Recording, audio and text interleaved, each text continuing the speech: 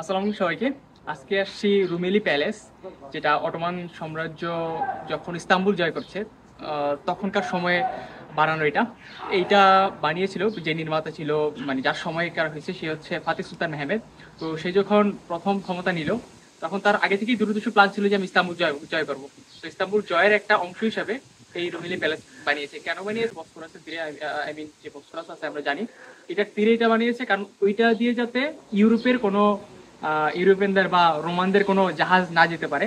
এবং এইটা খুবই অল্প সময়, মানে ইতিহাসের ওসমানী সাম্রাজ্যের ইতিহাসে বলে যে ওসমানী সাম্রাজ্যের ইতিহাসে এত বড় প্যালেস, যেটা অল্প সময়, অনেকে বলে 4 মাস, অনেকে বলে 8 মাস, এই সময়ের মধ্যে এটা বানিয়ে শেষ করছে। এবং এইটার তিনটা বড় বড় পিলার আছে। পিলার বলতে আমি বুঝাচ্ছি যে এখান থেকে টাওয়ার, তিনটা বড় বড় টাওয়ার বলে, এই টাওয়ারগুলো দিয়েই মূলত কন্ট্রোল করা হইতো।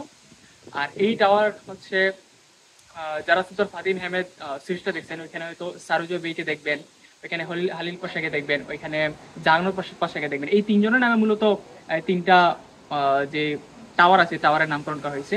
এবং এখান থেকে বড় বড় কামানগুলো দেখতেছেন, একটু দেখাইতে পারেন দিদি। এই বড় বড় কামানগুলো, এগুলো ছোট ছোট কামান, আরো বড় বড় কামান আছে। এইগুলা এই ইয়াগুলাতে, এই মিনারগুলোতে স্থাপন করা ছিল। এবং এগুলো দিয়ে একদম সরাসরি বসফরাসে আক্রমণ করা হইতো, যাতে কোনো জাহাজ এখান দিয়ে আপনার কোনো সাহায্য পাঠাতে না পারতো। তারপর যখন যুদ্ধ শেষ হলো, ইস্তানবুল যখন জয় করা হলো, তারপরে এই প্যালেসটা রাখা হয়েছে যে এখানে একটা কি বলে এটাকে, আমরা আমরা যদি বলি যে পোর্ট, এটা একটা পোর্ট হিসেবে ব্যবহার করা হইতো। এখান দিয়ে যখন জাহাজগুলো ওই পাশে যেত বা ওই পাশ থেকে এই পাশে আসতো, তখন এখান থেকে পারমিশন নিয়ে যাওয়া আসা করা লাগতো। এটা ইমিগ্রেশনের মতো হয়ে গেছিল, জাহাজের ইমিগ্রেশন সাইডের মতো করা রাখছিল। এখন এটা দর্শনীয় প্লেস, সেখানে আসলাম একটু ঘুরতে, দেখি কি দেখতে পারি। এই হলো রুমেলি প্যালেস। এখানে একটা টাওয়ার আছে, এখানে একটা মসজিদ আছে, এখানে একটা, এটা অবশ্য ছোট টাওয়ার, এটা বড় টাওয়ার।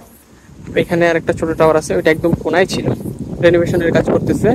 তারপর একদম এই পাশে, এটা অত বড় টাওয়ার বলা যায় না, এখানে একটা টাওয়ার আছে এর পিছনে, কিন্তু আমরা যেতে পারতেছি না কারণ এখন রেনোভেশনের কাজ চলতেছে। আর এই টাওয়ারগুলোই নাম রাখা ছিল সারুজা পাশার নামে একটা নাম ছিল, আর একটা ছিল জাহানস পাশার নামে, আর একটা হালিল পাশা বা খলিল পাশা আমরা যেটা বলি, যাকে বলি উজির আজম, তার নামে ছিল। কিন্তু একদম রেনোভেশনের কাজ চলতেছে সব জায়গায়, সেই জন্য আমরা বেশি দূর যেতে পারি বা সেরকম একটা জায়গায় কাজ ঘুরতেও পারিনি, দেখতেও পারিনি। জাস্ট এগুলো বাইরে থেকে দেখতেছি, এগুলোর ভিতরে যাওয়ার সুযোগ নেই। ওই যে ওইখানে দেখতেছি কাজ করতেছে, ওই যে উপরের লোকদের দেখা যাচ্ছে কাজ করতেছে। আর এই হচ্ছে বসফরাস, এটা দিয়ে এই জাহাজগুলো যাওয়া আসা করতে পারতো না এইটা যখন নির্মাণ করছে তখন, এবং অনুমতি ছাড়া যেতে পারতো না। কিন্তু যে সময় যুদ্ধ চলছিল তখন তো এখান থেকে পুরো অবরোধ করে রাখছিল। তারপরেও রাতের আধারে যখন হইতো তখন বিভিন্ন সিস্টেমে এখান দিয়ে যাইতে পারতো।